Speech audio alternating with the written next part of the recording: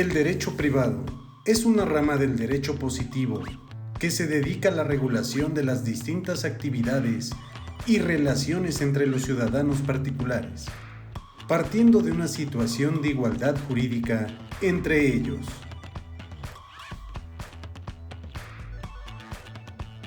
El Estado también puede intervenir en una relación de carácter privada cuando no actúe en su calidad de ente soberano.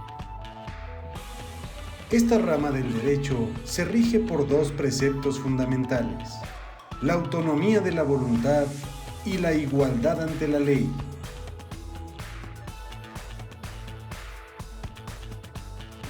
Tratándose de la autonomía de la voluntad, este principio establece que las interacciones entre las personas, en la búsqueda de sus propios intereses, se llevarán a cabo de propia y libre voluntad, sin presencia de coacciones, engaños, violencia u obligación.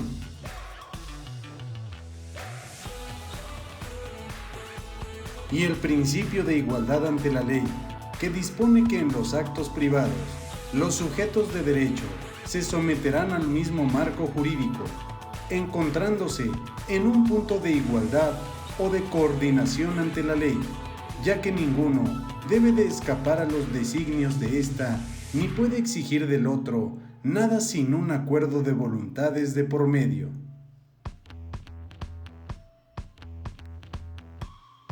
Una de las ramas del derecho privado es el derecho civil, que es el conjunto de normas jurídicas que determina las consecuencias esenciales de los principales hechos y actos de la vida humana, como el nacimiento, la mayoría de edad y el matrimonio. También el derecho civil se enfoca a la situación jurídica del ser humano en relación con sus semejantes, como la capacidad civil, las deudas y los créditos, y también en relación con las cosas, como la propiedad y el usufructo. El derecho civil tiene una gran división en 5 partes. La primera de ellas es el derecho de las personas, que atañe a todo lo relativo a su personalidad jurídica, capacidad, estado civil y domicilio. El derecho familiar, comprendiendo instituciones importantes como el matrimonio, el divorcio, la legitimación, la adopción, la patria potestad, la tutela, la curatela, entre otras. El derecho de los bienes, que comprende la clasificación de todos los bienes o cosas, su posesión, la propiedad, el usufructo, el uso, la habitación y las servidumbres.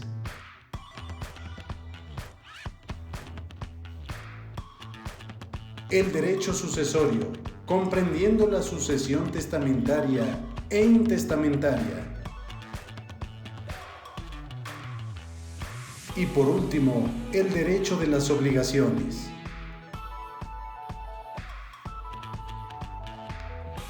¿Sabías que el derecho civil tuvo su origen en Roma y los romanos expresaban jus civile con un significado diverso, ya que era aplicable únicamente a los ciudadanos de Roma, en oposición al derecho de gentes, que era aplicable a los extranjeros?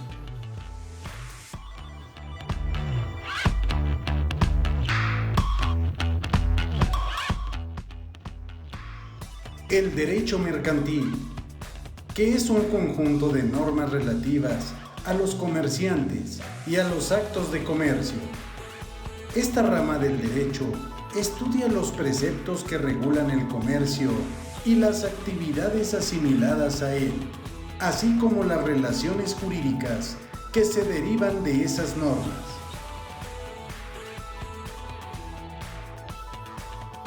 En sus orígenes, el derecho mercantil era esencialmente un derecho de los comerciantes, pero con posterioridad se convirtió en una reglamentación jurídica de todos los actos de comercio, considerados independientemente de la calidad de las personas. Es por ello que el derecho mercantil es un conjunto de normas que se aplican a los actos de comercio sin consideración de las personas que los realizan.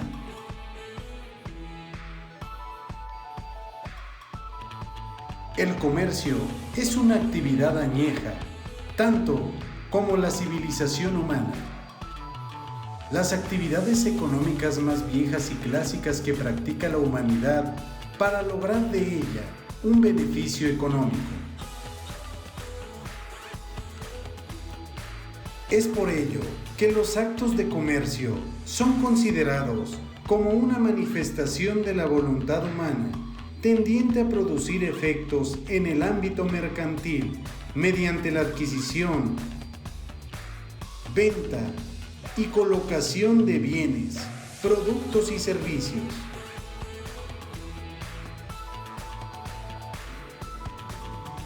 La legislación mercantil más importante que existe en México es el Código de Comercio, que en su artículo 75 establece cuáles son los actos de comercio.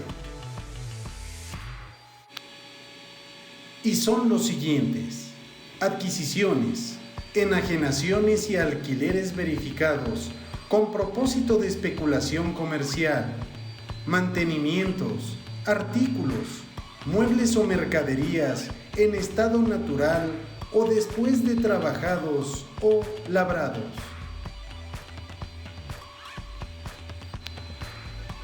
La compraventa de bienes inmuebles cuando se haga con el propósito de obtener un beneficio económico. La compraventa de porciones, acciones y obligaciones de sociedades mercantiles. Los contratos relativos y obligaciones del Estado u otros títulos de crédito corrientes en el comercio. Las empresas de abastecimiento y suministro, de construcciones y trabajos públicos y privados, así como las empresas de fábricas y manufacturas.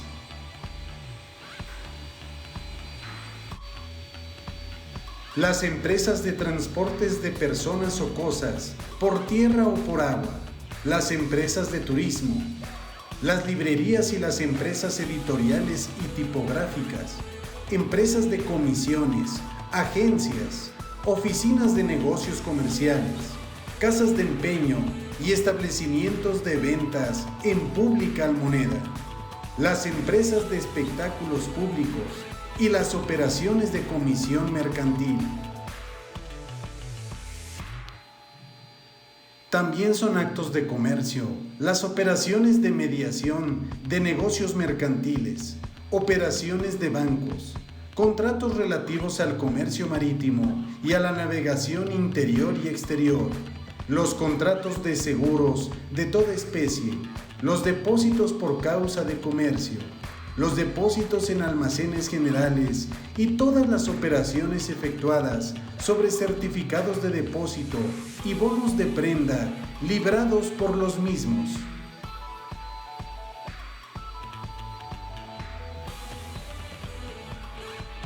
Los cheques, letras de cambio o remesas de dinero de una plaza a otra, entre toda clase de personas, los vales y otros títulos a la orden o al portador, y las obligaciones de los comerciantes, a no ser que se pruebe que se derivan de una causa extraña al comercio. También las obligaciones entre comerciantes y banqueros, si no son de naturaleza esencialmente civil. Igualmente, los contratos y obligaciones de los empleados de los comerciantes en lo que se refiere al comercio del negociante que los tiene a su servicio, la enajenación que el propietario o cultivador hagan de los productos de su finca o de su cultivo, las operaciones contenidas en la Ley General de Títulos y Operaciones de Crédito, y por último, cualquier otro acto de naturaleza análoga a la expresada en la ley.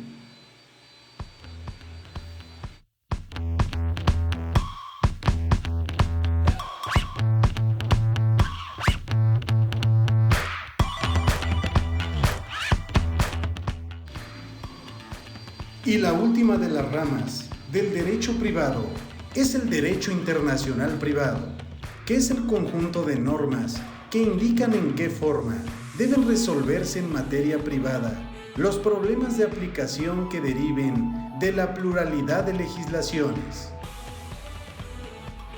A estos problemas se les ha dado el nombre específico de problemas de aplicación de las leyes en el espacio para distinguirlos de los relativos a la aplicación de las leyes en el tiempo. Y es que el objeto de la ciencia denominada Derecho Internacional consiste en determinar la autoridad extraterritorial de cada ley. Esto significa indagar y establecer, con arreglo a los principios del derecho y los tratados internacionales, si la autoridad, la fuerza y la eficacia de todo precepto imperativo sancionado por cada legislador debe terminar en las fronteras del Estado en que se ha dictado, o debe extenderse, en ciertos casos, al territorio sujeto a otra soberanía.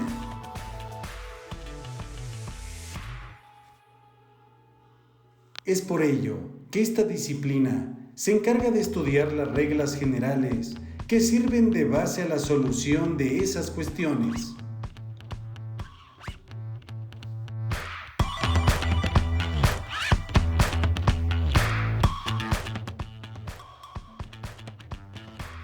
Y por último, encontramos la rama del derecho social, que es de reciente creación y que se refiere a un conjunto de leyes, disposiciones y normas que establecen y diferencian los principios y las medidas de protección de las personas, grupos vulnerables y sectores de la sociedad económicamente débiles.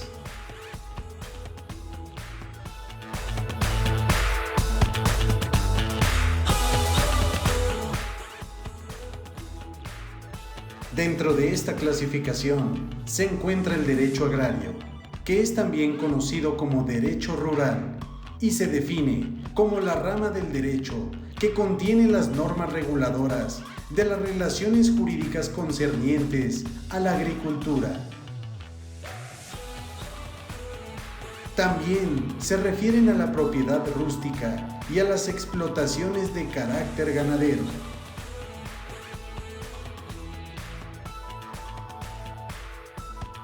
Es por ello que el derecho agrario se encuentra constituido de acuerdo con lo expuesto por las normas relativas a la propiedad rústica, a la agricultura y ganadería, al crédito rural, al aprovechamiento de las aguas, a la restitución de tierras y montes, a los bosques, a la colonización, a los seguros agrícolas y en general por todas las que se refieren a la agricultura y ganadería.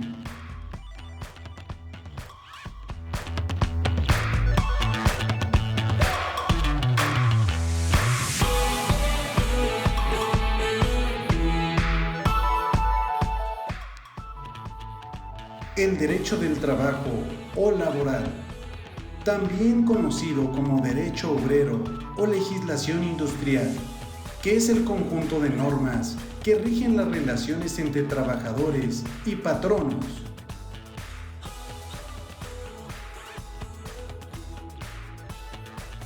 El derecho del trabajo es una legislación protectora de los trabajadores.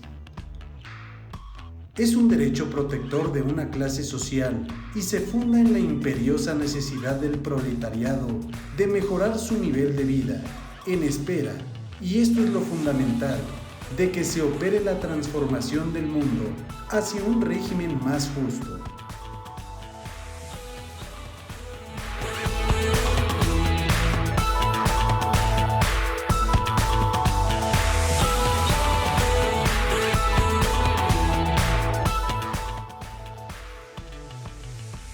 Y por último, dentro del derecho social se encuentra el derecho de la seguridad social, que es el conjunto de normas jurídicas y principios que tienen como finalidad garantizar el derecho a la salud, la asistencia médica, la protección de los medios de subsistencia y los servicios sociales necesarios para el bienestar individual y colectivo, así como el otorgamiento de una pensión que, en su caso y previo cumplimiento de los requisitos legales, será garantizada por el Estado.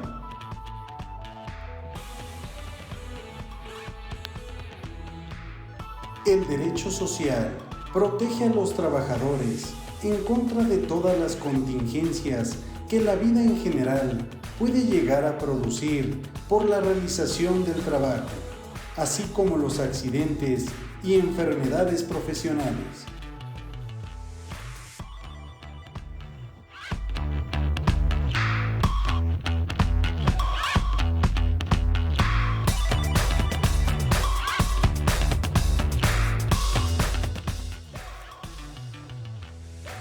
Pero también existen otras disciplinas del derecho de reciente creación.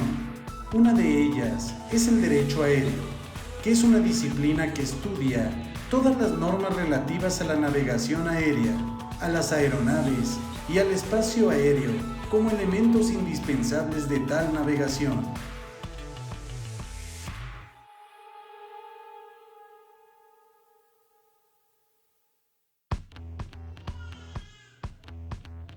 Existen otras disciplinas a las que se les da el nombre de jurídicas auxiliares, que tienen como propósito ayudar al jurista en sus estudios acerca del derecho. Las principales son el derecho comparado, la historia del derecho y la sociología jurídica o sociología del derecho, siendo estas las más trascendentales. La sociología del derecho constituye, como su nombre lo indica, una de las ramas o aspectos de la sociología general. Esta se ocupa del hecho de la sociabilidad del ser humano como un modo de ser y existencia, y se dirige a las distintas formas de socialización o a las distintas maneras en que las personas aparecen agrupadas o meramente relacionadas.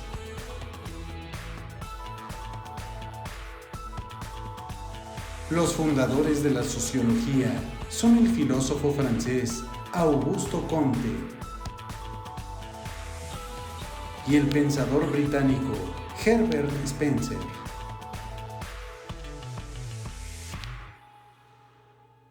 Auguste Comte consideraba la sociología como una ciencia nueva, cuyo objeto de estudio está constituido por los fenómenos sociales y cuyo método de trabajo en nada debe distinguirse del método empírico inductivo que emplean los investigadores de la naturaleza.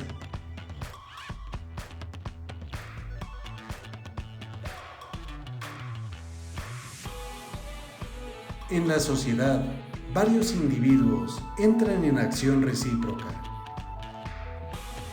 Esta acción recíproca sobre otros es producida por determinados instintos o para determinados fines.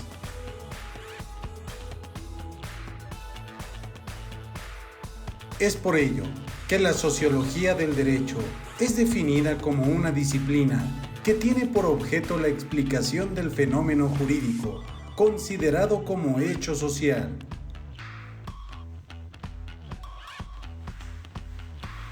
Para el derecho, simplemente es un conjunto de normas, pero el fenómeno social debe ser explicado en la misma forma en que lo son los demás productos de la vida colectiva. La sociología del derecho estudia este como un hecho, es decir, como una de las formas de manifestación de la conducta humana, investigando las causas de la positividad del derecho, las relaciones entre el derecho legal y el realmente vivido o las condiciones de nacimiento, desarrollo o extinción de la costumbre. La primera y más importante función de la sociología del derecho consiste en ofrecer una exposición de los elementos comunes en las relaciones jurídicas, sin referencia al derecho positivo que las gobierna, y estudiar los elementos peculiares de cada relación con referencia a sus causas y efectos. Es por ello que la sociología jurídica no es una disciplina normativa, sino una ciencia explicativa.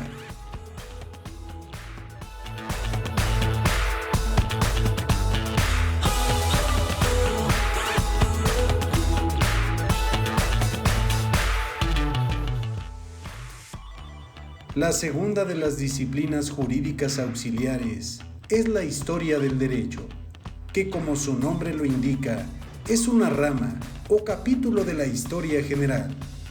Suele ser definida como la narración de los sucesos ocurridos en el pasado. La historia no se refiere, ni podría serlo, a todos los sucesos pretéritos, pues únicamente tiene validez con 3 restricciones. La primera obedece a la limitación de los conocimientos humanos acerca del pasado, hasta donde llegue el testimonio escrito. La segunda consiste en referir la historia exclusivamente a sucesos humanos. Y la tercera, que es la más importante, que al historiador no le interesan todos los hechos ocurridos en el pasado, sino únicamente aquellos que han ejercido influencia considerable en el curso general de la vida humana. Es decir, la historia solo relata las hazañas del hombre. Es por ello que la historia del derecho es una disciplina cuyo objeto consiste en el conocimiento de los sistemas jurídicos del pasado. La sociología jurídica puede también referirse a los ordenamientos jurídicos del pasado, pero cuando lo hace, aplica al estudio de los mismos un método completamente distinto y no se dirige su interés a lo que esos sistemas tienen de individual, sino a las causas y factores determinantes de su aparición o de sus cambios. Es por ello que la historia del derecho nos pone de manifiesto los acontecimientos de producción y modificación del derecho en su propia individualidad real.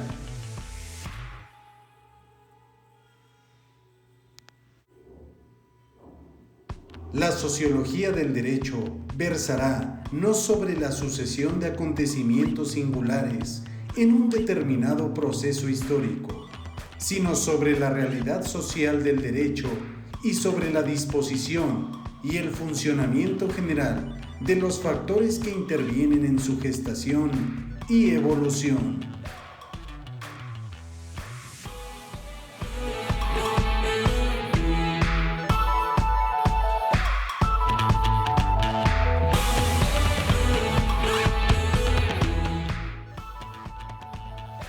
Y la última de las disciplinas jurídicas auxiliares del derecho es el derecho comparado.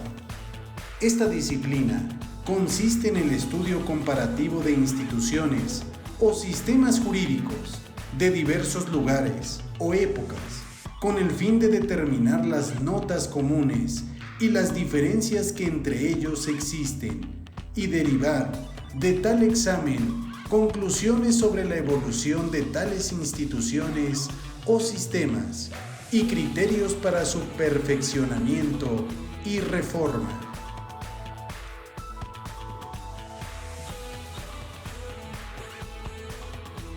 La finalidad del examen comparativo de derechos o de instituciones jurídicas tiene las siguientes finalidades: dar al estudioso una orientación acerca del derecho de otros países, determinar los elementos comunes y fundamentales de las instituciones jurídicas y señalar el sentido de la evolución de estas,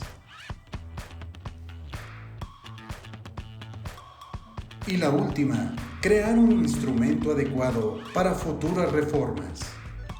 El derecho comparado como disciplina científica es de creación muy reciente.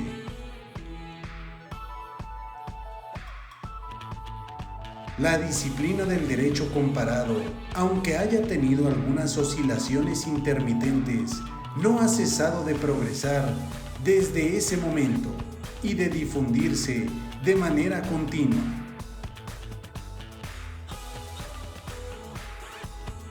Es por ello que la importancia del derecho comparado radica principalmente en investigar la esencia del derecho y las leyes o ritmos de su evolución.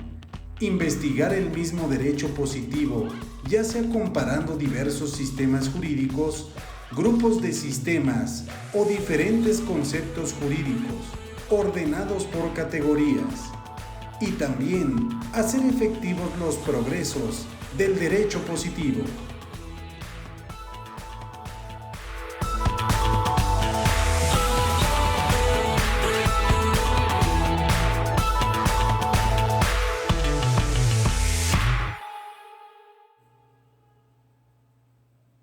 Toda norma jurídica expresa uno o varios deberes, cuya actualización depende de que se realicen ciertos supuestos que la misma norma establece.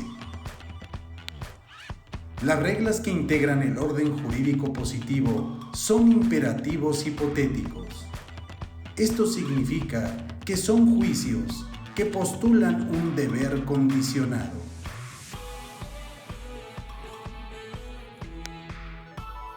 Dicho en otras palabras, las normas jurídicas genéricas encierran siempre una o varias hipótesis, cuya realización da nacimiento a las obligaciones y los derechos que las mismas normas, respectivamente, imponen y otorgan.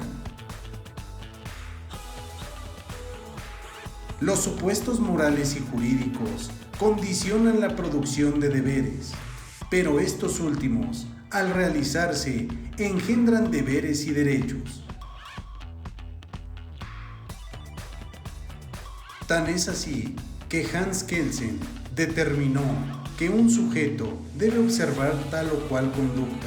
Si no la observa, otro sujeto, órgano del Estado, debe aplicar al infractor una sanción.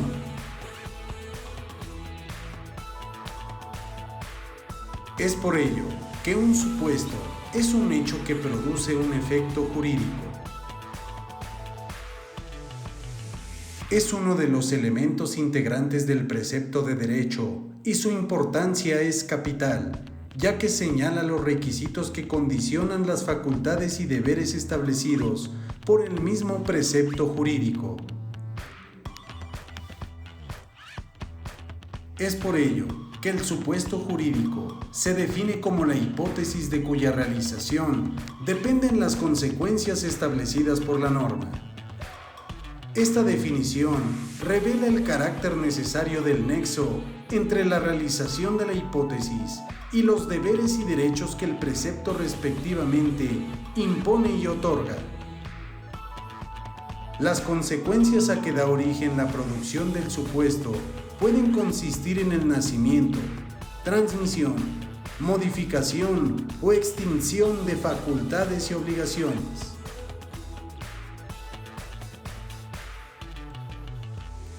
Solamente ello puede explicar la ley de causalidad jurídica, que establece que no hay consecuencia jurídica sin supuesto de derecho, o dicho en otra forma, toda consecuencia jurídica se encuentra condicionada por determinados supuestos. Si la condición jurídica no varía, las consecuencias de derecho no deben cambiar, ya que todo cambio en las condiciones jurídicas determina una modificación en las consecuencias. Por ejemplo, existen supuestos jurídicos que pueden ser simples. Estos están constituidos por una sola hipótesis: la mayoría de edad o la muerte de las personas. Es un ejemplo de ello. Pero también existen otros que pueden ser complejos y se componen de dos o más supuestos simples. Ejemplos de ellos: el homicidio calificado, mismo que incluye la premeditación, alevosía y ventaja.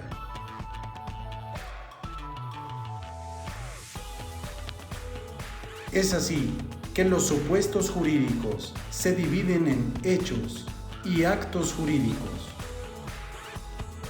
Un hecho jurídico es todo suceso al cual el ordenamiento jurídico le da la virtud de producir por sí solo o por medio de la unión de otros un efecto jurídico. En otras palabras, la adquisición, la pérdida o la modificación de un derecho. Es por ello que el hecho jurídico es una manifestación de las fuerzas naturales que produce efectos legales en las personas o cosas, sin que exista manifestación de la voluntad humana con la intención de producir consecuencias lícitas.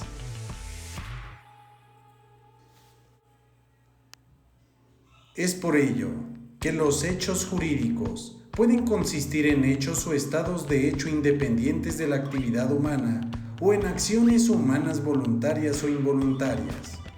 Como ejemplos de hechos o estados de hecho puramente naturales, podemos citar el nacimiento de una persona, su mayoría de edad o la muerte de una persona.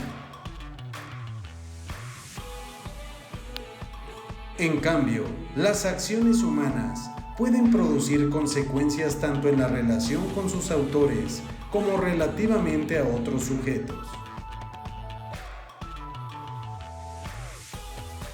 Las acciones del hombre, en tanto que el derecho subjetivo las considera como hechos jurídicos, son lícitas e ilícitas.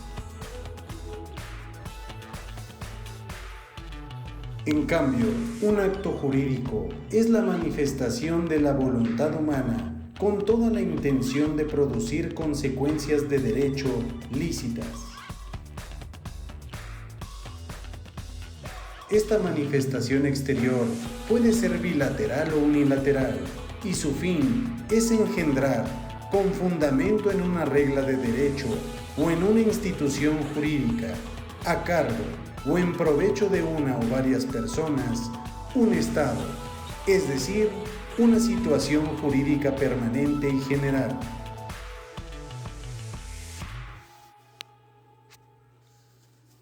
Un contrato, un convenio, un testamento o una sentencia son ejemplos de actos jurídicos, ya que en ellos interviene la voluntad humana con toda la intención de producir consecuencias jurídicas lícitas.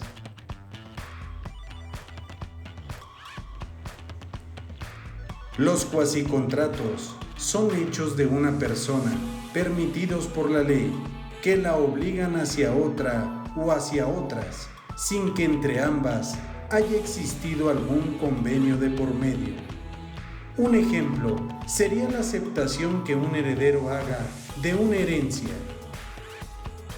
Este es un hecho permitido por la ley que obliga al heredero a pagar todos los gastos necesarios para adjudicarse el bien, sin que entre él y el autor de la sucesión haya existido algún convenio respectivo. Otro ejemplo de un cuasicontrato lo encontramos en el hecho de que una persona pague por error de hecho una cosa que no debía. El pago de esta es un hecho que obliga a quien la ha recibido a devolverla, aun cuando no pueda decirse que haya mediado convenio alguno acerca de la restitución de la cantidad en dinero.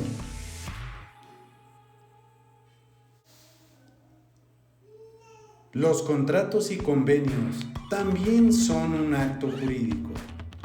Los contratos y los convenios son manifestaciones de voluntad. Los primeros tienen como propósito crear y transferir derechos y obligaciones, en tanto que los convenios crean, transmiten, modifican y extinguen derechos y obligaciones.